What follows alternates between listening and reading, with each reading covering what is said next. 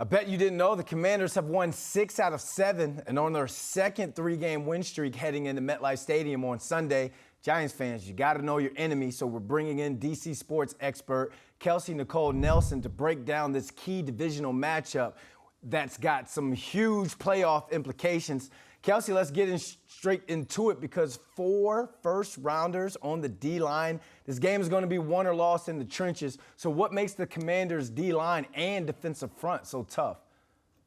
Well, first off, Brandon, thank you so much for having me. Though I took a little offense talking about enemy. I know I'm in enemy territory, but I come friendly before the game, all right? We're friends before the game. But as you mentioned, we're friends for now, Brandon. But as you mentioned, this defense is what needs to be talked about. This defense took a major turn after that primetime game against the Chicago Bears, which really began this Washington Commanders win streak. When you look at this defense now, you're looking at a defense that's 8th in yards allowed, 10th in points allowed, 10th in pass defense, and 8th in run defense. And yes, a big reason why is that defensive front. So one of the reasons why, of course, Jonathan Allen, Captain Jonathan Allen, playing lights out of football, doing the job that needs to be done. You know, one of my favorite plays of the entire game, he takes down Marcus Mariota, helps him back up and says, hey, I like you a lot, after he just sacked him. And remember, this is a defense that was able to hold the Atlanta Falcons to a mere 13 points and was really able to stop the Falcons going in that second half, was really able to help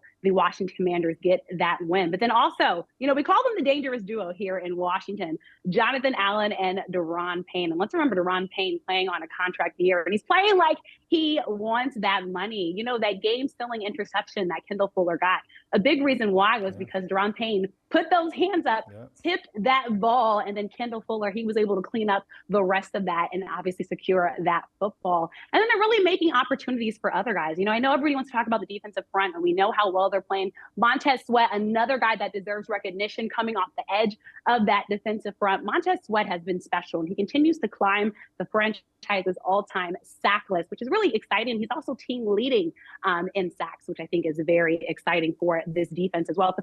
If I'm Scott Turner, if I'm Jack Del Rio right now, I'm excited about what this defense has brought to the field. And then Taylor Heinecke, in his post-game interview, what did he say? He said, I'm thankful for that defense. I felt like we left points on the field, but that defense is really why Washington was able to beat the Atlanta Falcons. That's why they're sitting at that last place seat right now in the NFC as we look at playoff contention.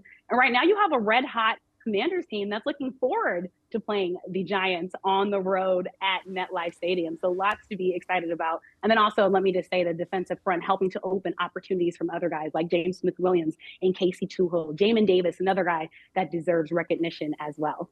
Yeah, I mean, we've been talking about that defensive front a lot, but I don't think a lot of people have been talking about the Commanders' run game. We're talking about a run game that racked up 176 yards with 5 different ball carries against the Falcons. So would you say that this is their identity on offense and how they've been so deadly running the rock?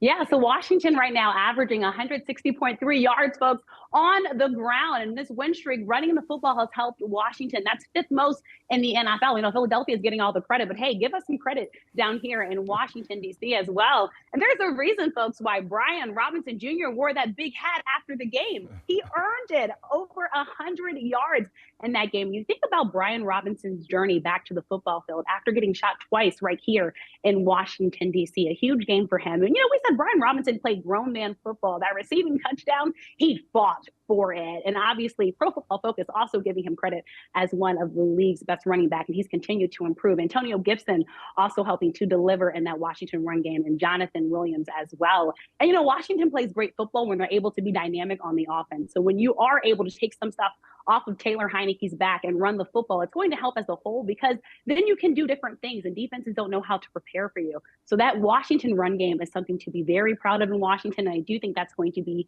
a key to their success going forward. Now, I know the Giants is not going to be an easy test to do that against, but if they can continue this momentum and help to control the time of possession on that clock, that's what running the football is going to do, which makes us all the more excited about what's really been spurring up here in Washington. But again, Brian Robinson Jr., just that comeback story for him, and he continues to push the envelope and evolve. You've got to like what you're seeing right now from Washington on this run game. And again, helping that offense just be more dynamic. Yeah, Giants rely on their run game as well, but you mentioned the name Taylor Heinecke. The Giants can't afford Heinecke madness at MetLife this Sunday. So his numbers, they aren't Pro Bowl worthy, but he's 5-1 as a starter. What is Taylor Heinecke? I keep saying Tyler. What is Taylor Heinecke doing or even not doing to keep winning games? Don't worry about calling him Tyler. You know why? I said because he's earned now to be called Taylor. Before, nobody knew who he was. They didn't know if he was Taylor, Tyler. Who's this guy coming out of ODU? And once again, his number is called. Carson Wentz goes down. He's hurt. He fractured that finger. And then Taylor Heinecke's number is called. And let me tell you why folks like Taylor Heinecke in Washington, because he gets the job done. It might not be the prettiest. He's not Patrick Mahomes. We always talk about his arm strength, but he's been able to get guys involved in this offense. We love that his number one receiver is Scary Terry, one of the best but most underrated wide receivers right now in the football game. But also Taylor, again, he's able to get those first downs. He's been able to help his team fight for those third down conversions, help them control the time of possession. And Taylor's the guy that you have to like, because look how he's helped to turn this team around. This is a team, as you mentioned, they won 6 of the last 7 games, and they really put up a fight against the Minnesota Vikings. Kirk Cousins was almost not about to be wearing those chains around his neck after that game, obviously, but the Commanders just falling just short. But all of a sudden, and the Commanders are also a team, let's remember, folks, that have so much that they're dealing with off of the football field. But Taylor Heinecke has helped us focus on football in Washington. This is a Washington team that has been through a carousel of quarterbacks. And we keep saying that's the position we need to get right.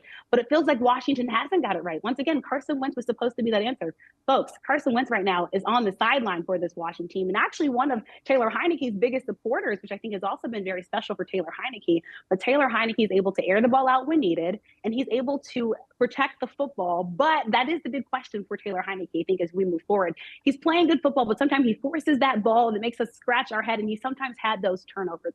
If he's able to clean that up, I think Taylor Heinecke can be the guy that Washington can rely on the rest of the season. And let's just put to rest bringing Carson Wentz back in. He's making it work in Washington. The momentum is moving in Washington. And right now, fans have nothing but to be excited about Washington. And the legend of Taylor Heinecke, some fans are calling him because what he's been able to do to get this offense moving and going. He deserves partial credit for Washington's win streak and success thus far. All right, final thoughts, 15 seconds. The Commanders win this game if, fill the blanks. If they can protect the football, folks, we can't have any turnovers. And also the defense, we're going to need them to force turnovers. Kendall Fuller has had a turnaround season. If he can keep playing this great football and force a turnover to Daniel Jones, watch out for the Commanders, folks, and they just might get into that P word, the playoffs. And lots of folks here in Washington will be very excited and happy for that. All right, Kelsey, thanks for joining us.